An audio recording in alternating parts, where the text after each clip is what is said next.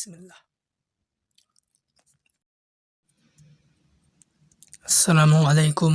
আশা করি সকলেই ভালো আছেন। তো প্রতিদিনকার মতো সকালে দুটো সিদ্ধ ডিম খেয়ে দিন শুরু করেছি আলহামদুলিল্লাহ। সকাল 8:30 থেকে দুপুর 12টা পর্যন্ত প্রথম ধাপের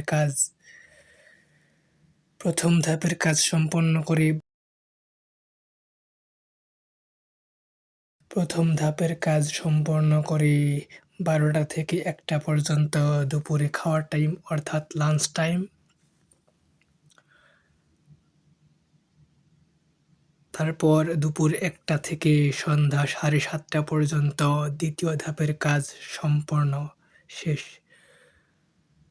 আলহামদুলিল্লাহ। তারপর রান্না-বান্না করে, গোসল করে আলহামদুলিল্লাহ এশার নামাজ পড়েছি।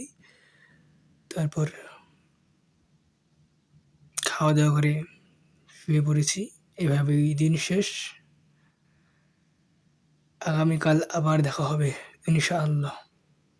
আল্লাহ হাফেজ।